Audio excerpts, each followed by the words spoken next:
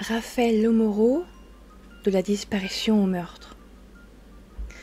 Raphaël Lomoro vit en France, à Folkling près de Metz, à la frontière franco-allemande, avec sa femme et leurs 6 enfants. L'homme a 12 frères et sœurs. La famille est grande et soudée. En 2000, il choisit de quitter son boulot pour ouvrir une entreprise de production et de vente de vanille sur l'île de Madagascar. L'affaire est prospère. Raphaël gagne très bien sa vie. En décembre 2006, Raphaël disparaît. Personne de la famille n'a de nouvelles de l'homme, censé revenir pour Noël. L'enquête sur sa disparition va révéler que Raphaël est bien venu en France à la fin de l'année 2006. Il passe même quelques coups de téléphone, puis plus rien. Les soupçons se tournent rapidement vers l'épouse. Au bout de quelques heures de garde à vue, elle avoue avoir tué et brûlé le corps de Raphaël. L'affaire a donc un coupable, qui est sorti de prison depuis 2015. Cependant, les proches, les gendarmes et bien d'autres personnes ont beaucoup de mal à croire que le corps de Raphaël a bel et bien été brûlé, car le lieu de la crémation n'a laissé aucune trace. Bonsoir à toutes et à tous, j'espère que vous allez bien. Je suis Amandie et tous les mercredis soirs je vous raconte des histoires de crimes, de disparitions et parfois de faits étranges. Aujourd'hui, je vous raconte l'histoire de la vie et de la mort de Raphaël Lomoro.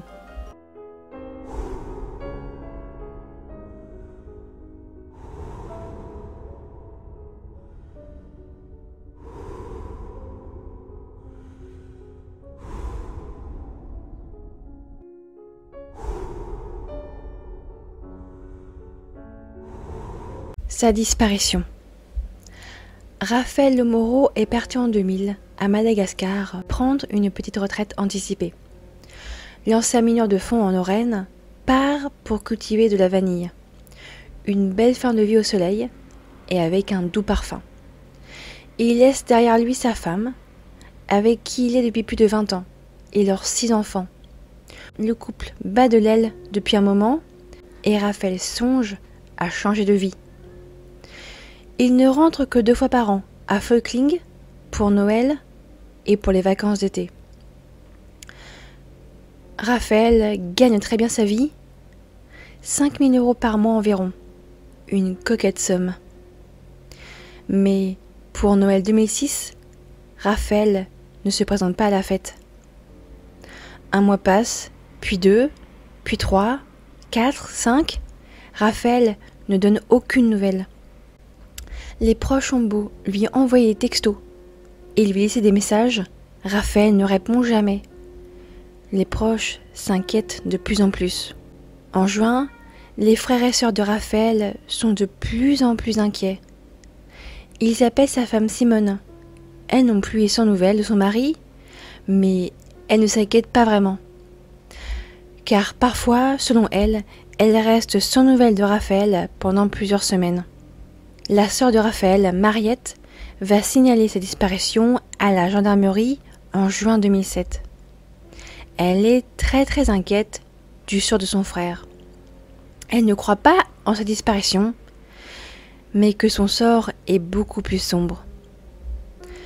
Les gendarmes ne peuvent malheureusement couvrir une enquête dans l'intérêt des familles. Mais ils entament leur recherche. Une enquête qui conduit à un crime. L'enquête à Madagascar peut s'avérer compliquée. Les gendarmes contactent l'ambassade de France du pays. Ils apprennent que Raphaël s'est installé à Tamatave ou Toamassi, au nord de l'île en 2002. Il y installe son entreprise de 12 salariés. Il découvre avec surprise que Raphaël s'est bien rendu en France pour Noël. Le 14 décembre, il quitte Madagascar pour la France. Il appelle même plusieurs personnes le 15 décembre, jour de son arrivée en France, vers 9 h du matin. Il débarque à l'aéroport de Roissy-Charles de Gaulle avec un gros sac de vanille. Puis plus rien, son téléphone cesse d'émettre à Roissy. Dans les contacts de sa matinée, il appelle un ami de Forbach, près de son domicile.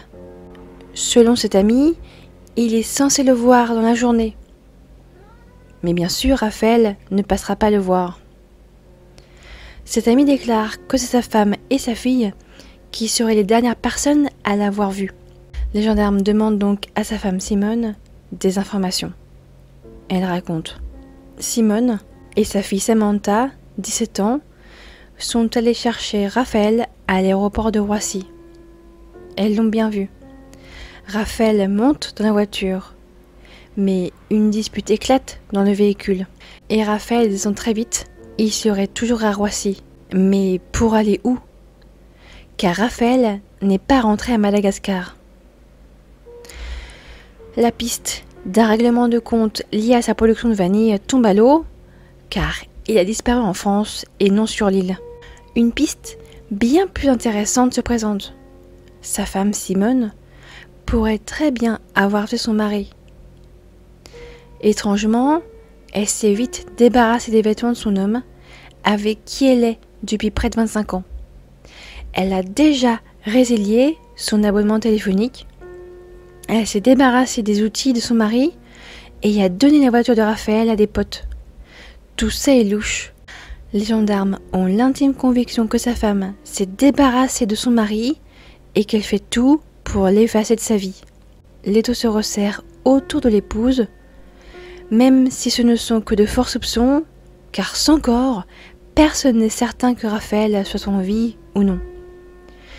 Les gendarmes interrogent Simone. Pour Simone, son mari Raphaël est avec une autre femme à Madagascar, plus jeune, et ils ont déjà 2 enfants. C'est un des enfants du couple, Samantha, qui se rend compte et qu'il dira à sa mère. Les gendarmes enquêtent.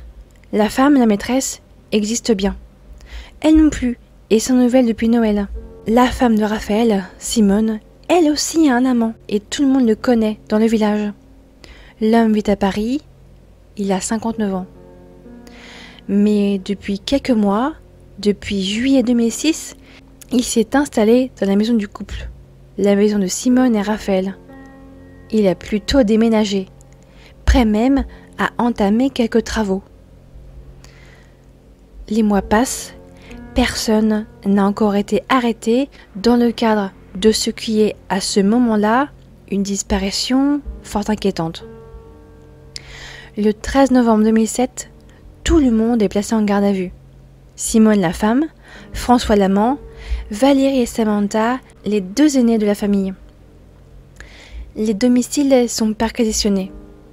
L'appartement de François est plein d'armes démilitarisées, qui ne servent donc qu'à décorer. Le contenu du coffre de sa voiture, par contre, révèle des éléments intéressants. Des bottes, des gants en latex, une pelle pliante. Du Blue Star est pulvérisé à l'intérieur du véhicule, du sang, mais les traces sont inexploitables. En garde à vue, François déclare qu'il était le 15 décembre 2006 en cours de tibétain à la fac de Dauphine, à 2 pas du bois de Boulogne, et les relevés téléphoniques le montrent bien. Valérie, une des aînées de la famille, est interrogée. Sa relation avec son père n'est pas au beau fixe. La jeune femme fut plus élevée par ses grands-parents que par sa mère et son père. Donc, quand son père disparaît, elle ne s'inquiète pas. C'est au tour de Samantha, l'autre aînée, d'être interrogée. Elle a bien vu avec sa mère son père, le 15 décembre. Elle raconte bien avoir pris son père à l'aéroport de Roissy et de l'avoir laissé au bord de la route peu de temps après. Dans la maison de Simone, c'est autre chose. La perquisition donne des résultats beaucoup plus intéressants. Les gendarmes retrouvent la carte vitale de Raphaël, son ordinateur portable. Pourquoi sont-ils là? Étrange, car Raphaël, selon Simone, n'est pas rentré à la maison. La cave est ensuite fouillée. Le sous-sol est une bonne cachette. On y découvre des armes, mais Raphaël possède une licence de port d'armes, donc le fait qu'on en découvre n'a rien d'anormal. Cependant, une arme manque à l'appel, un 357 Magnum. Les gendarmes posent beaucoup de questions à Simone, mais Simone ne donne pas de réponse. Cependant, après 36 heures de garde à vue, elle avoue. Elle est bien allée chercher son mari à l'aéroport avec sa fille Samantha. Sur la route, l'ambiance est plus qu'exécrable. Raphaël est fort désagréable avec son épouse et sa fille. Il en a assez qu'elle dépense autant d'argent, son argent. Sur le trajet, Raphaël s'endort. Simone roule une petite heure, s'arrête et, faisant le moins de bruit possible, sur une petite aire d'autoroute, se saisit d'un revolver ou d'un Beretta et tire une balle en pleine tête. Samantha, sa fille, nettoie la voiture avec des mouchoirs. Pendant les 300 km restants, elles sont sur la route avec le corps de Raphaël à leur côté, une couverture sur la tête. En rentrant vers 15 heures, elle ferme tout et Simone remplit les cartes de vœux comme si de rien n'était. La nuit venue, Simone reprend la route. Elle se dirige vers un lieu un peu éloigné, dans un grand verger, tout au fond de son jardin. Elle fait glisser le corps en contrebas d'une pente et mettra le feu au corps de Raphaël avec des palettes au-dessus du corps. Elle entretient le feu pendant plusieurs jours. Et lorsqu'il ne reste que des cendres, elle ramasse et met le tout à la poubelle. Elle sema par la suite du gazon à l'arrivée des beaux jours. Les gendarmes se rendent sur place et ne découvrent qu'un bout de dent et des ossements, ce qu'il en reste. Mais ces os sont d'origine animale et non humaine. Il n'y a donc aucune trace de Raphaël. Mais la façon dont Simone a brûlé le corps en plaçant des palettes sur le corps et non en dessous, avec des vêtements et 5 litres d'essence, laisse les gendarmes perplexes. Le doute est permis. Pour un expert, c'est possible, mais il a de grosses réserves. Simone a détruit l'arme avec une masse, puis met le tout à la poubelle. Des résidus de l'arme sont retrouvés sur la masse. C'est au moins un point du dossier dont on est sûr. Tout le reste est flou. Chose encore plus surprenante, il n'y a aucune trace du passage de la balle dans l'habitacle de la voiture. Si c'est un Beretta ou une mauvaise balle de 307 Magnum, la balle aurait pu rester dans la tête. Simone aurait donc nettoyé tout le sang, retiré le siège, changé la moquette, nettoyé tout cela avec de la javel, ne laissant aucune trace. Simone est mise en examen pour meurtre et Samantha pour avoir aidé sa mère à cacher le corps. Le procès. Le procès s'ouvre le 18 mai 2010. Simone déclare à la barre que Raphaël la battait et qu'il aurait agressé Valérie lorsqu'elle était enfant. Alors oui, les enfants de Simone et Raphaël déclarent de façon unanime que Raphaël, leur père, était un homme violent avec eux et avec leur mère. Hormis Valérie, qui conteste l'agression de son père.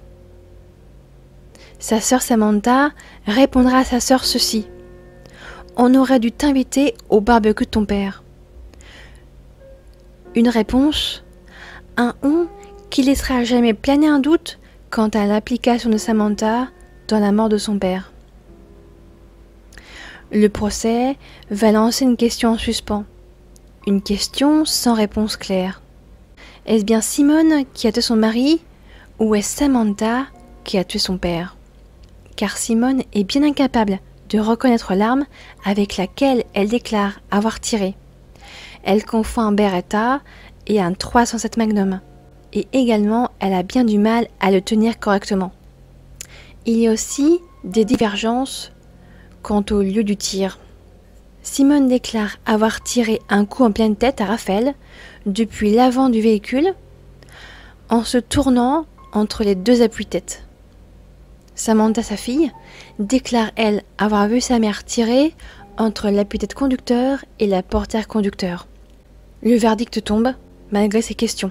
Simone est condamnée à 17 ans de prison sans période de sûreté.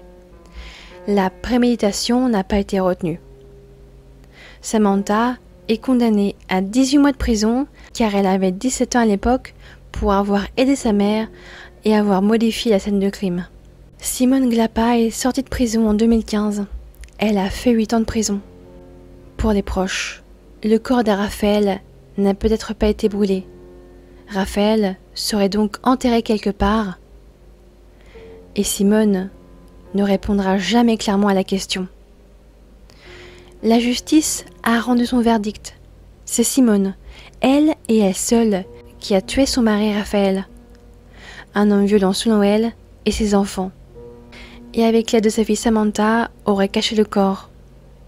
Lorsqu'elle brûle le corps de Raphaël, des voisins auraient remarqué un feu et senti une drôle d'odeur, sans se poser plus de questions. Et par chance, ou de façon calculée, elle est parvenue à ne laisser aucune trace du corps de Raphaël Lemoraux. De nombreuses personnes, les proches, certains gendarmes, se poseront éternellement ces questions. Est-ce bien Simone qui a tué Raphaël? Le corps de Raphaël a-t-il bien brûlé? Pourquoi n'a-t-on rien retrouvé du corps de Raphaël? Pour un meurtre non prémédité, Simone est parvenue à détruire complètement un corps avec simplement quelques palettes, des vêtements et 5 litres d'essence, du temps et c'est tout. Un crime sans corps avec très peu de preuves et des aveux. Je vous remercie d'avoir pris le temps de regarder ou d'écouter cette vidéo jusqu'au bout et j'espère qu'elle vous a plu. N'hésitez pas à partager vos avis, théories et ressentis en commentaire. Je vous donne rendez-vous samedi soir pour les actus crimes et disparitions. Passez une très bonne semaine, prenez soin de vous et de vos proches et surtout, n'oubliez pas,